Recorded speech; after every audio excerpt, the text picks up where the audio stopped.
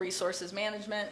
And then following on that, we've also developed some more specialized tools like RIOS and Opal, and then a suite of other tools as well. I'm going to talk a little bit more about the RIOS model because this is the one that was developed most closely in collaboration with the Latin American water funds, and it's developed really specifically to help funds design where they work and what kinds of activities do you do to achieve multiple objectives. I should also make a plug for Opal as well, since we're in Colombia. Opal is a tool that allows users to look at the impacts of different kinds of infrastructure investments and then where those ecosystem services impacts might be mitigated. And that was done in very close collaboration with Colombia, the Colombian government and TNC here in Colombia. So I think it's really cool that we're here in Colombia, and I can make a shout out for Opal. So I wanted to talk again a little bit more about this question of how do you target? How do water funds know where to work? There's many, many different ways that this can be done.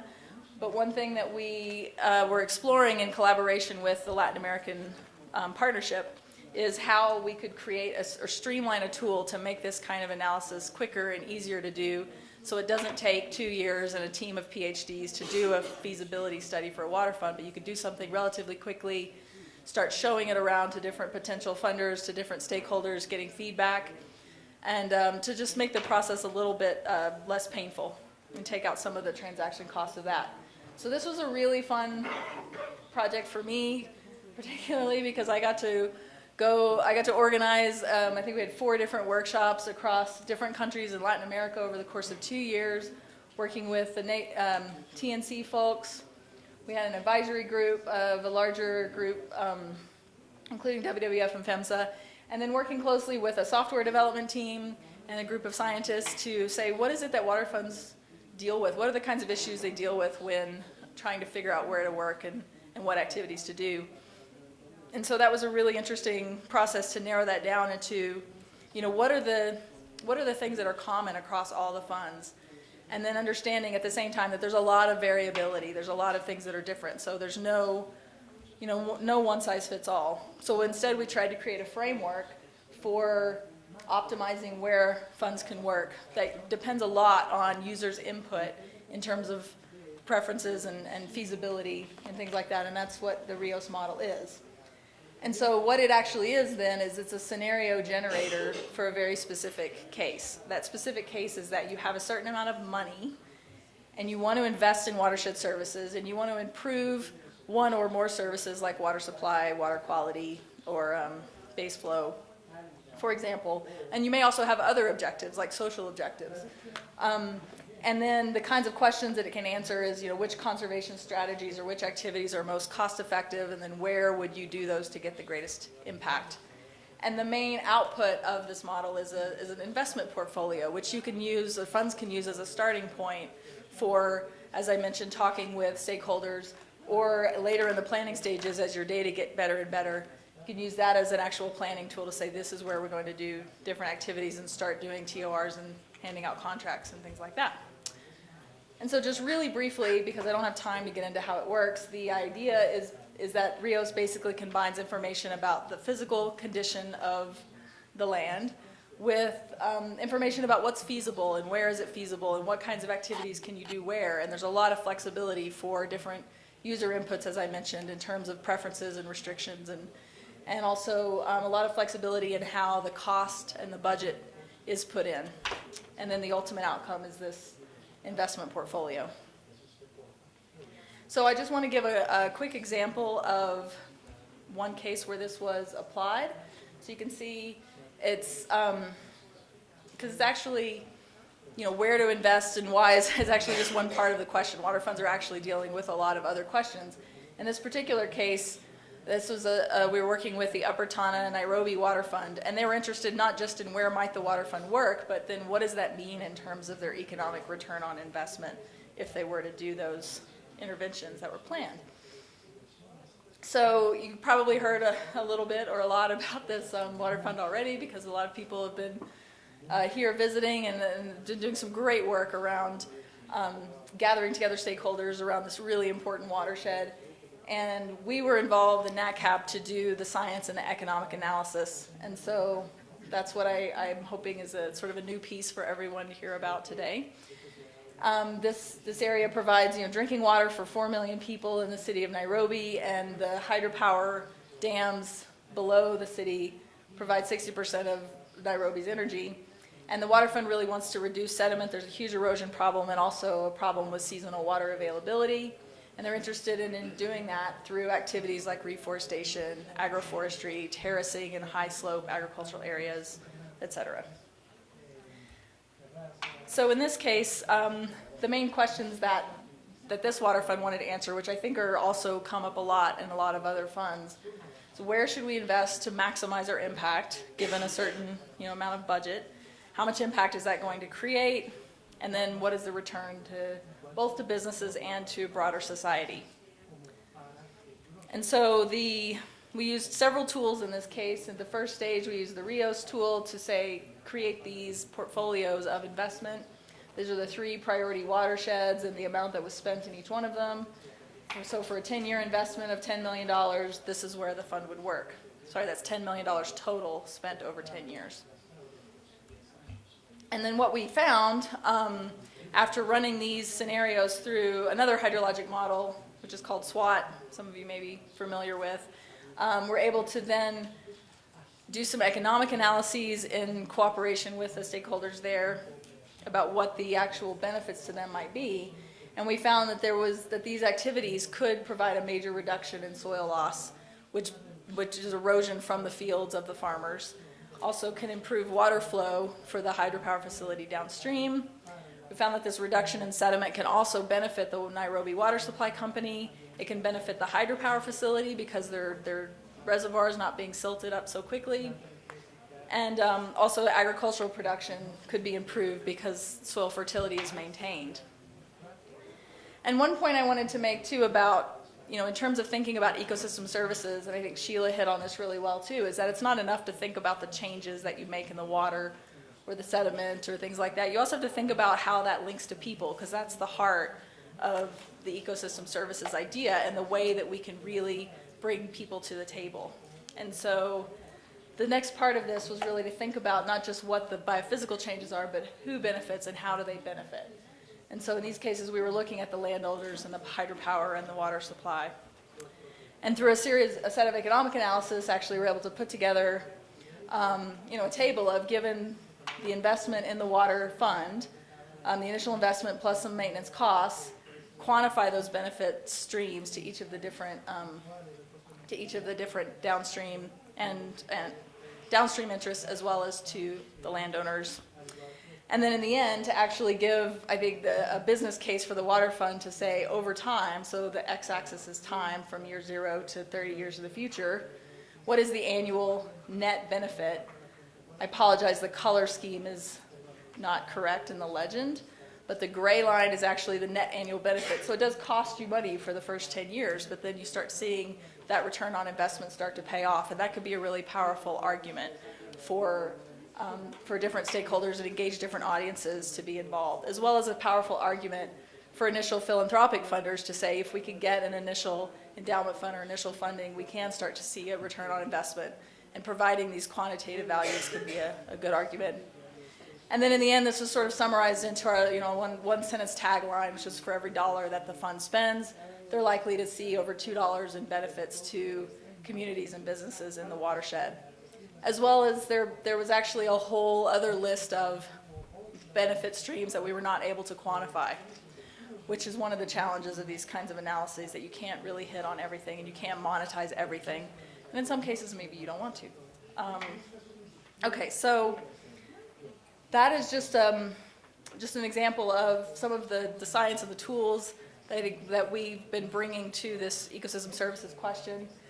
I should say that actually all of these tools that I mentioned, the toolbox from the Natural Capital Project, is all free, open source. It's all available on our website. It's fully documented. There's a user guide. There's user forums. I love to see people pick up these tools and use them. And our dream, our vision is to empower the world to be able to do these kinds of analyses themselves. So this is mostly just to kind of give a sense of what the state of the art is and get people excited about what is possible, and specifically in the context of water funds. So before I wrap up, I just wanted to take you through, actually this reflects a little bit Sheila's presentation before, but some of the common questions that funds need to answer. And specifically, what I'm thinking about are questions that can be answered with the kinds of tools that I've just been showing you. First of all, at a very basic feasibility level, where are ecosystem services provided right now on the landscape, and where are they threatened? And that's a question we know pretty well how to answer. We have tools to answer this. It doesn't take a huge effort to answer that question.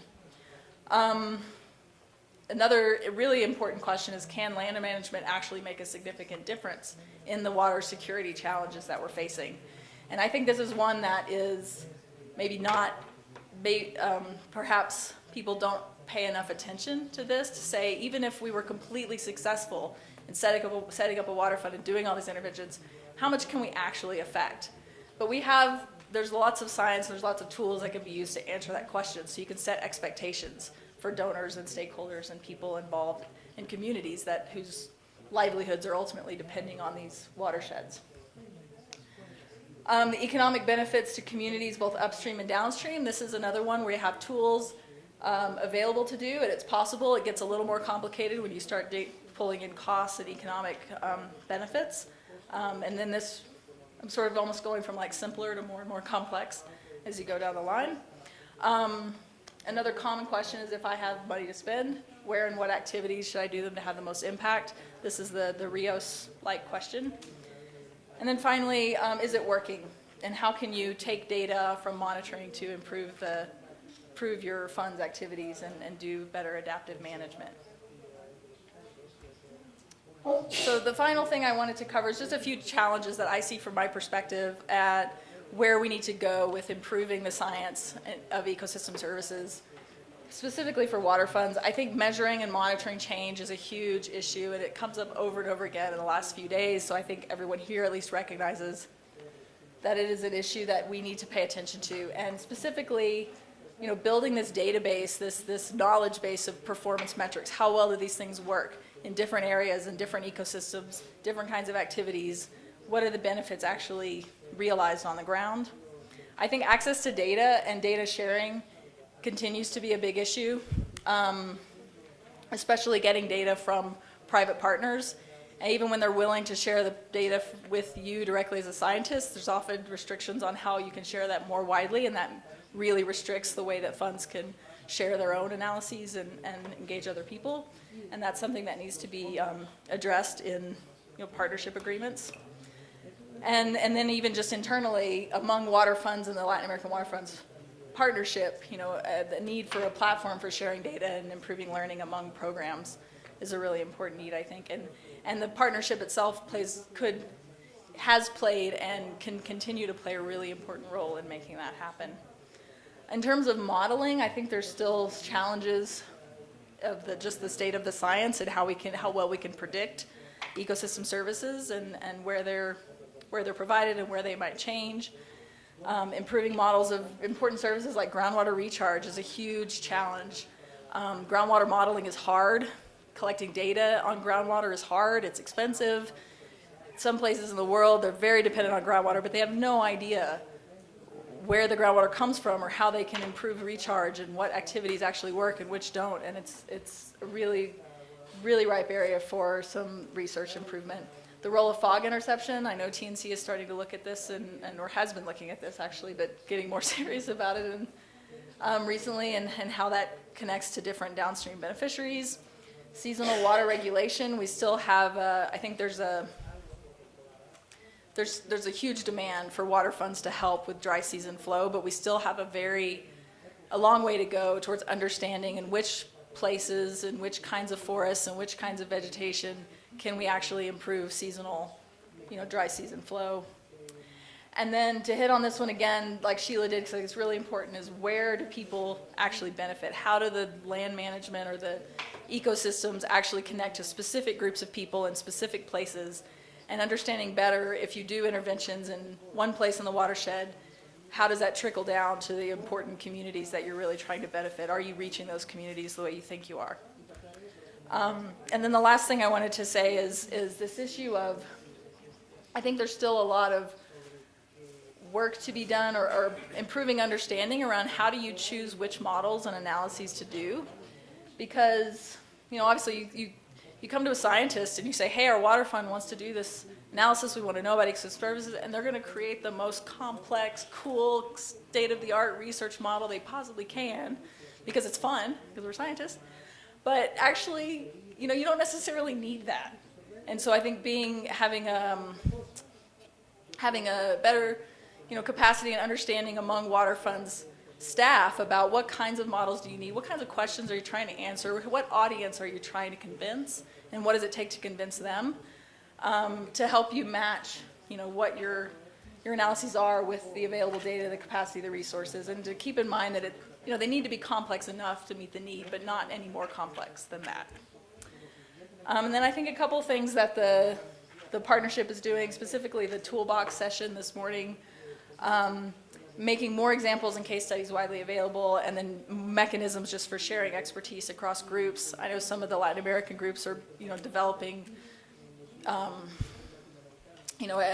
like groups of experts that know how to do these different things, and then having a higher level support institutionally for those people to share their knowledge across programs, I think is going to be a really important way to overcome these bottlenecks and to really, the bottleneck to scaling up really quickly and doing this in a lot of new places and doing it well. So that's where I'd like to end it, and thank you so much.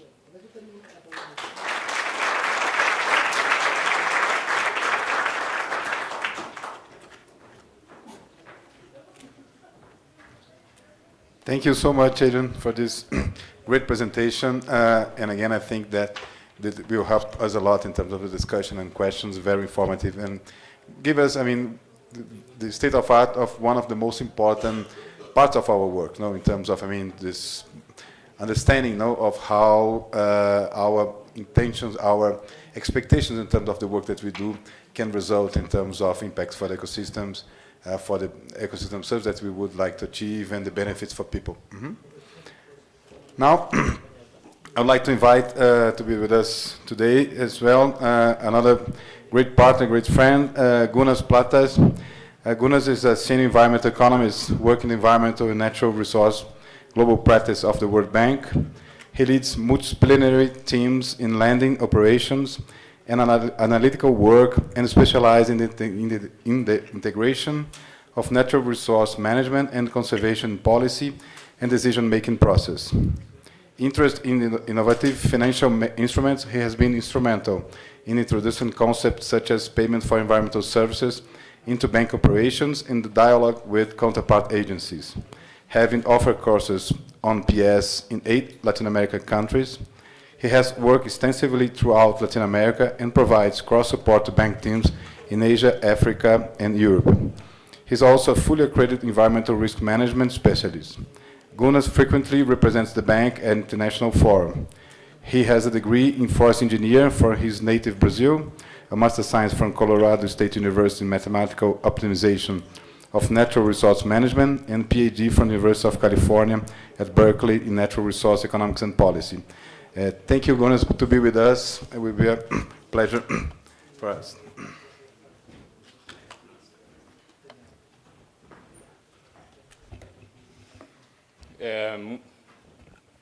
Está bien.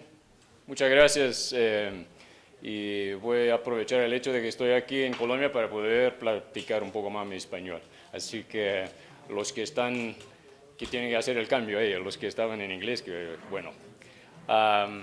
Es un gusto estar acá, y yo creo que este es un asunto súper importante, lo que todos nosotros, como hemos visto en estos días, y de estos días han sido riquísimos en términos de la cantidad de cosas. Así que me cae la última presentación del último día, ¿no? Entonces, caramba, a ver lo que puedo hacer. Tuve 2 presentaciones antes, excelentes, de cientistas, así que no voy a poner el chapeo aquí el bonnet de cientista, pero sí quiero hablar al respecto de eso todo de una forma del punto de vista práctico. Entonces, ¿de dónde venimos nosotros al aplicar estos conceptos de pago de servicios ambientales, y cómo aprovechamos esta ciencia y cómo imbuimos nuestros proyectos y nuestro trabajo con esta ciencia. Y, a ver, no, aquí, listo. Entonces voy a hablar rápidamente sobre Fernando, en realidad cuando Fernando mandó para nosotros tres las cosas, yo le mandé un email inmediatamente de vuelta diciéndole, mira hombre, solo lo que tú has me pedido para hablar, podría yo hablar 3 días. Entonces solo lo mío. Y lo mismo pasó con Sheila y con Adrian.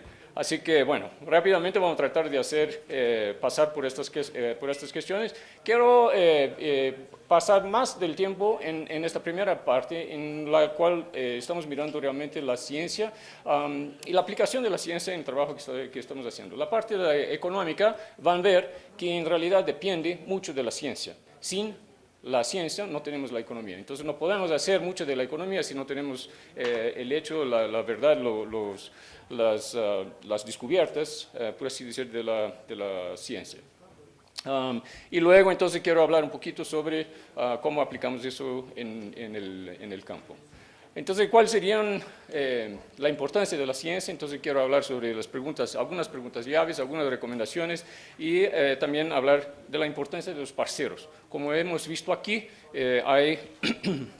tenemos una cantidad de diferentes actores, diferentes personas que estamos todos contribuyendo y trabajando juntos. Y si no fuera por el hecho de que estamos trabajando juntos, realmente no estaríamos avanzados el tanto que estamos. Vamos a hablar un poco sobre servicios ambientales. ¿Qué son estos servicios ambientales? En realidad, los servicios ambientales en realidad son como tienen una función reguladora en lo cual estamos mirando los stocks y los flujos que pueden nos proveer los ecosistemas. Ahora, eso cuando lo miramos podemos ver que hay, típicamente sabemos, conocemos eso, pero cuando lo miramos una cosa de esa, pensamos, mira, es una película, está una cosa muy bonita, tal, ¿no? Simpático, pero debajo de eso hay una cantidad de ciencia, como estaba ahorita, Adrian estaba nos mostrando, todas las camadas distintas de cómo entonces podemos interpretar eso para entonces tomar la decisión más efectiva en el campo. De una forma más resumida, de un diagrama, entonces esencialmente lo que tenemos es una cuenca arriba y tenemos usuarios abajo y queremos entonces hacer un vínculo entre los de abajo con los de arriba, ¿no? Y típicamente tenemos entonces varios usadores o varios usuarios de los servicios que vienen de arriba. ¿Y qué son estos servicios? Fíjate la cantidad de diferentes servicios que tenemos, servicios ambientales que tenemos, que los ecosistemas están nos ofreciendo. Ahora fijan bien que estos aquí que están, mira, regulación de la composición química de la atmósfera, o la parte de biodiversidad. Estos son todos, sí, son sistemas, pero no son realmente las cosas con las cuales nosotros aquí estamos realmente lidiando cuando estamos hablando de la aplicación de los pagos por servicios ambientales. No estamos pagando por la composición química de la atmósfera. Indirectamente sí estamos, pero en realidad no es donde estamos realmente enfocando nuestro trabajo en este momento. Quizás a nivel del IPCC, a nivel de las convenciones internacionales, sí estamos hablando sobre eso, pero no estamos hablando de pagar por ese tipo de cosas. Pero son importantes servicios ambientales. Del otro lado hay otras cosas que son un poco más locales. Entonces el mantenimiento de la calidad de agua, la prevención, el control de erosión. Estas son cosas que son más tangibles y son las cosas que nosotros realmente podemos tocar un poco más y realmente que está reflejado en el trabajo, en las presentaciones de Sheila y de Adrian. Los ejemplos que ellas estaban nos mostrando. Ahora, tenemos los servicios ambientales y entonces hemos inventado esas cosas que se llaman programas de servicios ambientales. Estos programas son programas en los cuales tratamos de tener un arreglo institucional en el cual juntamos todas estas variables, la ciencia, la parte económica, Y todo eso hacemos un arreglo para que entonces podamos transferir la plata, por así decir, a los que están nos forneciendo estos beneficios de los servicios ambientales. Cuenca arriba. Ahora, vuelvo a enfatizar esta parte, los servicios ambientales que producen sus tierras, ¿no? Entonces, en realidad, lo que están buscando es qué son estos servicios ambientales. Eso es lo que la ciencia tiene que nos decir. Y eso es lo que, al final de las cuentas, estamos pagando por eso. Entonces, tenemos que entender esa parte muy bien. Y entonces, pasamos para el pagamento. Entonces tenemos servicios ambientales, inventamos programas, entonces queremos hacer un pagamento. El pagamento esencialmente nosotros vamos a hacer, pasar a los que están se beneficiando serán pagos por los que están utilizando estos servicios, ¿no? Esencialmente es eso lo que hablamos sobre la parte de servicios de pago, de servicios, los programas de servicios ambientales. Entonces, volviendo a nuestra representación gráfica de los recursos de la cuenca arriba y abajo y los beneficiarios, lo que estamos tratando de hacer es desarrollar un mercado para los servicios ambientales. Ahora, esta complicación de todos estos distintos tipos de servicios ambientales que estaba hablando anteriormente, más una vez tenemos estos servicios ambientales bien ditos que tenemos que identificar muy bien. Y entonces, si nosotros volvemos a este gráfico que yo estaba hablando, y si tú lo miras, tenemos aquí estas que están ahí, en realidad son, si tú, así, para permitirnos organizar eso conceptualmente, entonces estas actividades, sí, estos servicios ambientales son regionales, son globales. Al paso que estos aquí son más locales. Entonces son cosas que son, como estaba diciendo, un poco más tangibles. Ahora, para ahora introducir un poco esta cuestión del mercado, cómo podemos crear eso, nosotros economistas tratamos de también organizar eso y poner todo en cajitas, ¿no? Para poder tratar de entender bien y de esta forma poder hacer el pago de la forma efectiva a la persona apropiada. Y entonces hemos inventado unas cosas, y eso ya hace un tiempo atrás, pero esencialmente estos servicios ambientales son no excluyentes. En otras palabras, no puedes excluirlo. Tú tienes siempre